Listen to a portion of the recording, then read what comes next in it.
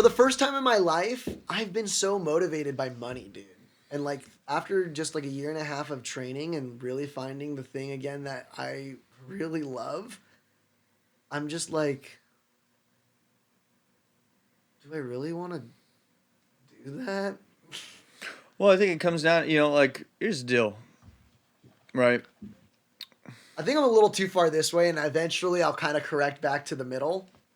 But again, I'm going through like a moment of burnout, I think. Being somebody that's from a very, like, that has very, like, income centric, or make it sound like it's something like, the idea of like, hey, you gotta make a lot of money, then you gotta be rich. We're in Orange County. 85,000 is like minimum, is like survival. They say, And there's also, it's like, dude, you talk about bringing you talk about bringing a child into the world. Go back to that. Right. Let's go full circle. Let's go back there. Yeah, bro. You gotta have it. You gotta have it. And my thing has always been this. It's not.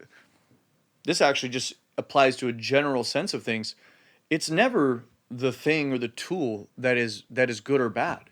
It's always how it's used, and then deeper than that, it's how it's perceived and how it has its hold on you. Right. And now you talk about money, right? Okay. Well, let's differentiate. Step back. Are you chasing money, or are you chasing CEO approval? Not even. Differentiate what money is and what it is and what it symbolizes. Money, dollars, is the same thing as a ruler for inches, right? Money is an inch. $1 is 1 inch. Right. Right. So it's I see like what you're saying. The inch doesn't exist. This couch exists, right? Yeah. And we're just measuring how much couch is there. It's just a resource, right? It's like I wouldn't look at somebody and be like, "Oh my God, they have a lot of food." So, right. So it's like, okay, there's the unhealthy relationship and the healthy relationship. Is my income resource based? Like, is this for resources and for my own resourcefulness and for my ability to like build the kingdom that I want? Because that's not a pile of cash. Or is it for like flexing and like artificial success? But this is where everything in my mind has lowercase capital. There's a. I see what you're saying. There's like the capital lowercase s success and a capital case s success. The capital S success, capital L life, lowercase life, like all of that. There's always two levels. And one of my favorite speakers of all time, Alan Watts. A lot of people probably know who he is by now, but he would say that he says that the enlightened man lives on two levels at once, and that absolutely blew my mind up. Yeah. And it's both. And you have to see it as both. It's always both. You have to see it as both, but then you also have to differentiate like what the utilization is. Yeah, it's a different nuanced balancing scale for each thing, right? And it comes down to service and utilization. What is the lowercase version of this thing doing to serve the uppercase application to your actual and the utilization, your actual experience, right? So how is money? Nothing wrong with making a lot of money. You should. I plan on making a lot. Yeah, we all do. Everybody does, and if you're not, I don't know. What are you doing? Kind of cringe. Like, what are you doing? You live in 2022, bro. You better have some cash, and you better have some crypto. You better be doing your thing. Yeah, it's just you like better be doing your thing. But right. Is it for the sake of that? Now you're kind of getting into Yeah. That's where the hamster wheel I see what you're saying. And it gets weird in mortgage industries in particular, right? Because then you get into management and then your CEO's telling you have to get this certain car and wear the certain suit and all this stuff to impress the guys. And then like I just didn't do it. And then I got like yelled at daily. Well, you're weird, right? You're weird because you're not. Well, you're not dependable anymore. You're not living the millionaire. You're not one of us. You're not living the millionaire mindset, bro. Basically, it's a boy. Like I've found out that most sales companies are boys clubs, and you can be a part of the club or you cannot be a part of the club. And like the people that make money are the people who are a part of the club. And like when I was always the most successful in mortgage, I played the line, but I did just enough to be a part of the club, right? Like I had the undercut, but it was long on the top, so I still felt cool. But like I wore the suit every day, and like I did all those things when I first got in. Mm-hmm. But after being in for 6 years, I was just like, that's Well, all. you're playing a part. That's all bullshit, dude. Yeah, you're playing a part. Like I don't. I'd rather be authentic, and that's just not what they want. You know, No. It's just not what they want. They want you to motivate. Like, it's interesting. You know what I mean? They want you to like. People want you to be motivated by the same thing they're motivated as, especially if they're a bit immature, and even maturity is kind of like an interesting word these days, because you have a lowercase maturity. Yeah, and you like have they an would make the maturity. argument that I was being immature by not wanting to cut my hair and not wearing the suit, right? Right. And that's a fair argument. It's your company. You guys can do as you see fit. I personally wouldn't run it this way, but it's not me who's taking the risk today. So it's just so interesting, the character of people, in corporate society, and it always just kind of comes down to it comes down to like fear, basically, right? Like you have it's well, I say it like this, I think anybody that's like the millionaire mindset, got to be Wolf on Wall Street, like, which I love that fucking movie. Love it, dude. I'm here for it. One of my favorite movies of all time. It's the GOAT, and as far as like that realm of, Bro, I used to yell telephone terrorists on the sales floor like every day, dude. I'm not fucking leaving. Telephone fucking terrorists.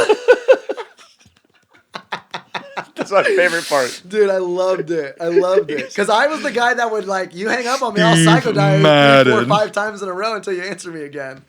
Dude, that's my fucking favorite. Every time when you walk, he's like... But yeah, I forgot what I was saying. It's just grind. Like, it's nose to the grindstone every day. What's funny is, like, I've never... I mean, because I was, in precious metals, so I did the corporate thing for a little while during COVID. So I know, like, and that was like, I will never do the office thing. I've been vehemently opposed. Like, I couldn't, and I mean, you guys know me. Mm-hmm. I mean, like, dude, anybody that knows me, like, knows, like, dude, there's no way that I see this guy doing a corporate thing. There's no way. Yeah.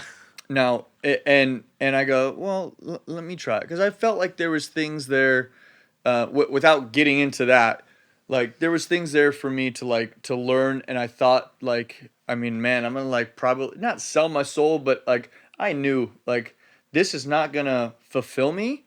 But I knew that there was things to learn, especially when, like, the world was, like, crazy, and I was just like, we have the whole, financial system shifting. And I was like, I really kind of want to get my finger on the pulse here, because I feel like I'm going to get left behind if I don't. And totally. I'm like, dude, I am not going to do I knew. I think it's good experience for everybody to get a taste. Well, it did two things. I got my finger on the pulse of, like, what's happening financially in the world, the control factors. Just how financial world works a little bit. That whole world. And then, like, being like a conspiracy-minded person, I'm like, totally. This is gonna really get me into that. This is gonna get me finger on the pulse of, like, hey, here's all this shit I'm talking, right? But let me get in and actually get the experience and get my hands on the articles and talk to business and talk to people that are calling in that are financial people, right? And because that was, dude, I learned things on the phone from just leads. I'd have a conversation. We wouldn't be selling. We'd just be talking. Like, I didn't know that. Yeah. Anyway, I didn't want to get into that. My thing was back to the boys club thing, right? Because this kind of all applies to that. What's funny is you always have these people that are like, I don't want to say immature, because it's not quite immaturity. It's immaturity in the sense that it's like they're selfish. That, but let's use women as an example, right? Like picking up a chick. there are a strong majority of men that lead with their wallet. And they live this millionaire mindset. I gotta fucking grind it, I make more money, check out my bank account, and they think in their immature mindset that leading with the wallet, like leading with the stuff, is what is actually is in bringing them success. A lot of those dudes are like the top corporate guys. Yes. Like, those are the same dudes in a lot of my experience. Now, what's interesting is like, I'm not that guy, and I probably get more women than them because I just have a deeper understanding of the human connection and human psychology. Yeah. And I've tried to mature myself as a human being as opposed to just build up this Dude, it's so funny. That artificial... song is literally true. Girls just want to have fun. Yeah. I'd say that's pretty fucking true. They... Now... And now having money is a resource to have more fun potentially. Well, but like it's really, about the way you do it. Really, too, really, women want security, right? Like now, sure, and long term. So money does play into that. Absolutely. I don't want no scrub. Scrub isn't meant to get none of right. Like they don't. You don't want to. No, I'm 100%. What did Kanye say? They like it's like the red pill, black pillars too. Like they think like Of course. Well, oh man, the pills are getting... There's too many pills out there now. Purple pill. It's both. It's both, dude. There's too many pills out there. I no, it's red pill, blue pill, and that's it. People go, oh, this is the white pill. Oh, this is... It's like, dude, there's... Well, the black pill is like the full-blown MIG-towers that are like, never again. Well, right? Black pill guys get less girls than the blue pill guys do. Well, they're done. They're over it. They're black pilled because they gave up. They gave up. That's what black pill means. GG. They GG'd, right? They GG'd out, dude. They didn't even give themselves a chance. It's a sad sad thing, dude. Because it's like, man, they don't know, dude. Tough.